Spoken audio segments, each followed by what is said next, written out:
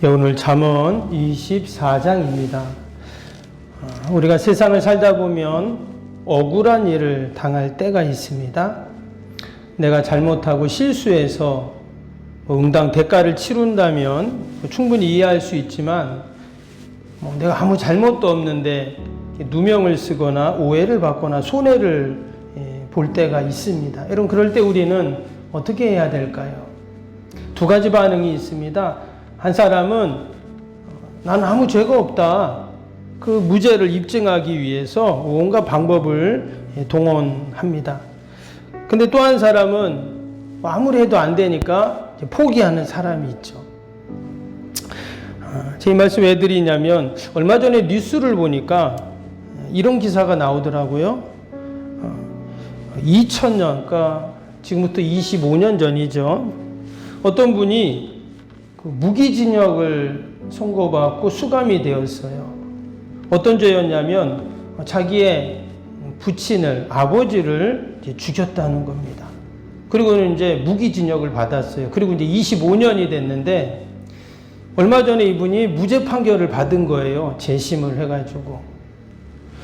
왜 그런가 봤더니 당시에 이 경찰이 너무 강압 수사를 했다, 증거도 불충분한데 그렇게 유죄 판결을 받은 겁니다. 근데 다시 재심을 해가지고 이제 와서 25년이 지난 지금 이제 무죄 판결을 받은 거예요. 그래서 인터뷰를 하는 것을 보았는데, 이분은 도대체 나라에서 어떻게 보상을 해줘야 될까요? 어떤 보상을 해도 모자랄 겁니다. 무려 25년을, 그것도 자기 아버지를 죽였다는 누명을 쓰고 감옥에 갔으니 그 시간 동안 얼마나 힘들었을까 하는 생각을 해봅니다. 우리는 이런 일을 당해보지는 않았지만, 그러나 우리도 크고 작은 억울한 일을 살다 보면 당할 때가 있다는 거예요. 과연 그럴 때 우리 지혜자들은 어떻게 해야 되는가? 요즘 언론이나 정치인들이 자주 말하는 것이 있습니다. 그게 뭐냐면 공정이라는 단어예요. 한마디로 우리 사회가 공정하지 않기 때문에 우리가 공정한 사회를 만들어야 된다. 얼마나 좋은 말입니까? 여러분, 공정하지 않을 때 어떤 일이 일어나냐면 이제 선량한 사람이 피해를 본다는 거예요. 그래서 공정한 사회가 되는 게 맞는 거죠. 근데 이것은 우리 지금뿐만 아니라 바로 이 성경의 시대, 그 고대 사회도 마찬가지였어요. 사람이 사는 데는 다 그런 일들이 있었다는 겁니다. 그래서 오늘 이 시편 잠언 24장에는 어떻게 하면 공정한 사회를 만들 수 있을까? 과연 지혜자가 가져야 할 공정의 기준은 뭔가를 우리에게 잘 교훈을 하고 있습니다. 우리 1절 한번 볼까요? 1절 어떻게 시작합니까? 너는 악인의 형통함을 부러워하지 말며 그와 함께 있으려고 하지도 말지어다. 여기서 보면 악인의 형통함을 부러워하지 말라, 이 말은 뭘까요? 공정을 깨는 악인들이겠죠. 근데 그런 자들이 잘 되는 걸 보면서, 형통하는 걸 보면서 부러워하지 말라, 그들처럼 하지 말라, 지금 이런 말을 먼저 하고 있습니다. 왜냐? 하나님은 공정을 기뻐하시는 하나님이시기 때문에 그렇습니다. 밑에 11절 12절도 보세요. 너는 사망으로 끌려가는 자를 건져주며 사륙을 당하는 자가 된 자를 구원하지 아니하려고 하지 말라. 공정의 편에 서라, 이런 말이겠죠. 왜냐? 12절에 보니까 내가 말하기를 나는 그것을 알지 못하겠노라 할지라도 마음을 저울질하 시는 이가 어찌 통찰하지 못하겠으며 내 영혼을 지키시는 이는 이가 어찌 알지 못하시겠느냐? 그가 각 사람의 행위대로 보응하시리라. 여기 보면 아주 재미있는 표현이 나오죠. 하나님은 어떤 하나님이냐? 우리의 마음을 저울질하시는 이다 그랬어요. 즉 우리의 마음 속내를, 우리의 중심을 하나님은 다 헤아리고 알고 계신 하나님이세요. 때문에 내가 공정을 사랑하고 늘 공정의 편에 서 있다면 어떻게 해요? 하나님은 반드시 그 행위대로 보응하신다. 하나님이 반드시 그에 대한 상급을, 보상을 예배해 주신다, 그런 말씀입니다. 우리 믿음의 성도들, 늘 말씀을 붙잡고 우리가 지혜를 사모하는 우리 성도들은 여러분 공정을 사모하고 공정한 사회가 될 수 있도록 우리가 늘 또 기도해야 할 줄로 믿습니다. 오늘 29절에 보니까 홍내가 공정하지 못한 대우를 받거나 억울한 일을 당할지라도 어떻게 하라는 거예요? 너는 그가 내게 행함같이 너도 그에게 행하여 그가 행한 대로 그 사람에게 갚겠다 말하지 말지니라 그랬어요. 그러니까 누군가 나에게 공정하지 않은 대우를 했다면 네가 나한테 이렇게 알았어 나도 그러면 되지 이렇게 하지 말라는 거예요. 그러면 어떻습니까? 똑같은 악인이 된다는 거예요. 그러면은 이런 생각할 수 있겠죠. 그 목사님 우리는 그럼 늘 믿는 사람들은 당해야만 됩니까? 우리는 손해만 보는 사람입니까? 이렇게 또 생각을 할 수가 있어요. 그래서 이 구약 성경을 보면 동해보복법이라는 게 있습니다. 이게 무슨 말이냐면 누군가 나에게 상해를 입혔어요. 손해를 입혔어요. 그럼 어떻게 해요? 똑같이 해주라는 거예요. 예를 들어갖고 누가 우리 집 소를 훔쳐갔어요. 그럼 어떻게 해야 됩니까? 가서 소를 찾아와야죠. 그렇죠? 근데 그것뿐만이 아니라 내 소도 찾아와야 되지만 그 사람 소도 가져오라는 거예요. 누가 나를 때렸어요. 그래가지고 내가 상처를 입었어요. 그럼 나도 그 사람 때리라는 거예요. 눈에는 눈, 이에는 이. 이게 바로 동해보복법입니다. 근데 이것은 고대 사회 아주 일반적인 법 조항이에요. 그래서 이것이 공의의 하나님의 또한 기준이기도 합니다. 근데 오늘 말씀이 잠언에는 뭐라 그랬냐면 정말 지혜로운 자는 어떤 자냐? 눈에는 눈, 이에는 이. 이렇게 하는 사람이 지혜로운 자가 아니라는 거예요. 구약에서 이것을 율법으로 정한 이유는 뭐냐? 죄를 짓지 말고 그런 짓을 하지 말라 하는 기준인 거죠. 그런데 참 지혜자는 어떻게 하는 사람이냐? 오늘 나온 말씀처럼 어떻게 한다고요? 하나님의 심판을 기다리는 자다라는 거예요. 그래서 그가 행한 대로 그 사람에게 갚겠다고 하지 마라. 그러면 하나님 나는 맨날 손해만 보고 내가 당하기만 해야 됩니까? 이게 아니라는 거예요. 하나님이 어떻게 한다고요? 하나님이 심판하시겠다는 거죠. 공의 하나님께서 그 사람이 지금 나에게 해를 끼치고 악한 행위를 했잖아요. 그러니까 그 사람에 대해서 하나님이 심판하겠다는 거예요. 그럼 이것이 바로 진정 공의이고 또 사랑의 하나님의 모습인 줄로 믿습니다. 아멘. 하나님은 세상을 어떻게 다스리실까요? 하나님은 세상을 공의로, 공평으로 다스리시는 하나님이십니다. 내가 보기에는 불공평한 것 같고 무질서한 것처럼 보이지만 이런 만약에 세상을 악인이 다스린다고 생각해 보세요. 그럼 어떨까요? 악한 영이 이 세상을 다스린다. 그러면 이 세상은 무법천지가 되고 이미 이 세상은 벌써 망하고 끝내버렸을 겁니다. 그러나 세상을 움직이는 것은 악한 세력이 움직이는 것이 아니라 하나님이 세상을 주관하시고 섭리하시는 줄로 믿습니다. 하나님이 세상을 주관하세요. 그래서 하나님은 늘 합력하여 선을 이루신다는 거죠. 로마서 12장 19절에도 보면 내 사랑하는 자들아 너희가 친히 원수를 갚지 말고 하나님의 진노하심에 맡기라. 기록되었으되 원수 갚는 것이 내게 있으니 내가 갚으리라 주께서 말씀하시느니라. 하나님께서 그 원수를 갚아주시겠다. 하나님이 심판하시겠다고 분명히 말씀하고 계십니다. 그럼 우리는 뭐를 해야 될까요? 아무것도 안 하고 가만히 하나님이 하시기만 기다리냐? 우리는 그 기다림의 시간 속에서 하나님을 의지하고 또 하나님께 기도하고 또 하나님이 주시는 그 지혜로 여러분 기다리고 인내하는 것도 쉬운 게 아니잖아요. 믿음이 없으면 절대 기다릴 수가 없습니다. 인내할 수가 없죠. 어찌 보면 그냥 내가 가서 어떻게 해버리는 것보다 여러분 기다리는 게 더 더 큰 믿음이고 인내이고 또한 지혜인 줄로 믿습니다.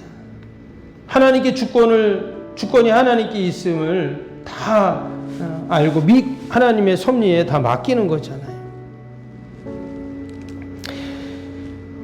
여러분, 저와 여러분이 늘 오늘도 잠언에서 말씀하신 이 지혜로 우리가 늘 세상에서 승리해야 할 줄로 믿습니다. 누가복음 6장 35절에 주님도 이렇게 말씀하셨습니다. 오직 너희는 원수를 사랑하고 선대하며 아무것도 바라지 말고 구워주라. 그리하면 너희 상이 클 것이요 또 지극히 높으신 이의 아들이 되리니 그는 은혜를 모르는 자와 악한 자에게도 인자하시느니라. 예수님께서는 우리에게 그 악인들의 행포와 그 내가 손해보고 또 내가 어려움을 당할 때 그냥 참고 기다리고만 있으라를 넘어서 어떻게 하신다고요? 그를 선대하라. 심지어 원수도 사랑해라. 아무것도 바라지 말고 그냥 주어라. 이렇게 계속 말씀하고 계십니다. 근데 그리하면 뭐라 그랬냐면 그리하면 너희 상이 클 것이다. 이렇게 우리에게 말씀해 주셨습니다. 예수님이 말씀하신 이 사랑의 모습은 정말 참 지혜라고 우리는 믿습니다. 이게 참 지혜인 거예요. 세상 기준으로 보면 어리석어 보이고 참 미련해 보이고 이게 뭐야 이렇게밖에 말하지 않죠. 그러나 정말 지혜가 뭔가 예수님의 말씀처럼 은혜를 모르는 자에게 악한 자에게도 인자하신다는 그 주님의 말씀이 여러분 우리의 삶을 돌아보게 하고 참 지혜자의 모습으로 우리가 이 땅에서 살아가는 참된 모습인 줄로 믿습니다. 하나님은 반드시 너희에게 상이 클 것이다. 분명히 말씀해 주셨어요. 하나님의 약속의 보상이 분명히 있다라는 것입니다. 오늘 14절도 볼까요? 그 말씀이 나옵니다. 지혜가 내 영혼에게 이와 같을 줄 알라. 이것을 얻으면 정령이 내 장래가 있겠고 내 소망이 끊어지지 아니하리라. 지혜가 하나님의 말씀이 정령 우리가 그것을 붙잡으면 그 지혜가 결국 우리의 장래가 있고 소망이 있고 이렇게 해주신다는 거예요. 즉 말씀 붙잡고 오늘도 승리하라는 그런 교훈입니다. 오늘도 저와 여러분이 말씀을 듣고 말씀을 알고 또 이 지혜의 말씀을 꼭 붙잡고 오늘도 우리가 승리하는 여러분 저와 여러분 되시기를 주님의 이름으로 축복합니다. 또 오늘도 말씀 붙잡고 우리 함께 기도하겠습니다. 수요일 기도 함께 하겠습니다.